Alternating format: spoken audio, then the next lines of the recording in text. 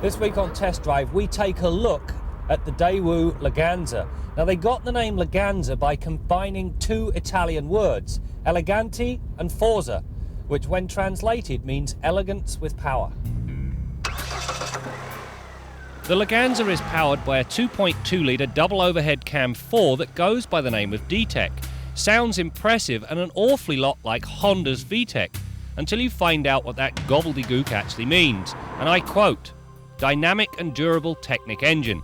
Boy, all I can say is it must have been a slow day in the old slogan department. That aside, the engine delivers 131 horsepower at 5,400 RPM and 148 pounds-feet of torque at a respectable 4,400 RPM. On paper, neither are bad numbers. However, out on the open road, the motor has a tendency to feel a little breathless at times. It also means that you'll spend the better part of 12 seconds to run from rest to 100 kilometers an hour. In other words, another 20 horses would not go amiss. The engine itself, however, is reasonably quiet, offers a decent idle quality and is a willing rever. Matched with this engine is a 4-speed automatic that features a power mode and a hold button. In essence, the latter acts as a lockout for the lockup converter. The shift quality and selection of gear ratios are good, and the kickdown is willing to step in when you demand more power. Suspension-wise, the Leganza uses McPherson struts all round with roll bars at both ends.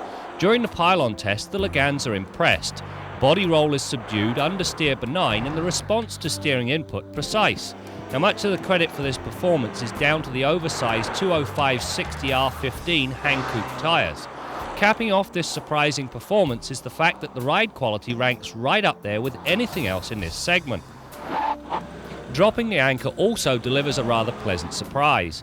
The pedal feel is crisp, is easily modulated, and the standard anti-lock system does not intervene until it's actually needed. For the record, we measured the stops at 116 feet from 80k. Inside, the Leganza is loaded. You get a leather interior, a decent stereo with a graphic equalizer, power locks, windows and mirrors that are even heated. The problem is, it's all marred by the very cheap plastic around the dash and the fact that the horn buttons look like they're about to fall off.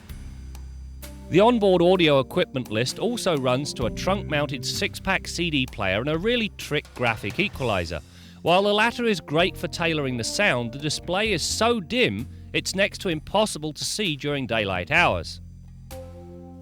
To keep all of that fancy audio equipment safe, they have an ultrasonic motion detector in this vehicle. What happens? If somebody breaks a window and reaches in, that movement sets off the alarm. Considering that this is a compact sedan, there's a lot of room back here. There's plenty of knee room, your feet actually fit underneath the chair, and 6-footers have enough headroom. Elsewhere, the Leganza gets a decent-sized trunk, split-folding rear seats, and dual airbags. You know, aside from the rather silly name and the manner in which it was derived, the Leganza offers an awful lot of content for $25,000. Perhaps the only thing it's lacking, a few more horses.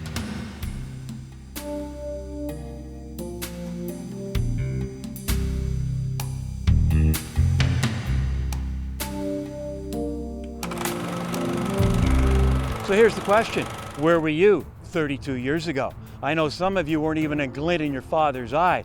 As for me, well, I was in diapers, but found time to get Motoring TV off the ground. And today I like to think we've got one of the best automotive video libraries in the world. If you agree, please give us the thumbs up and also subscribe. We'd really appreciate it.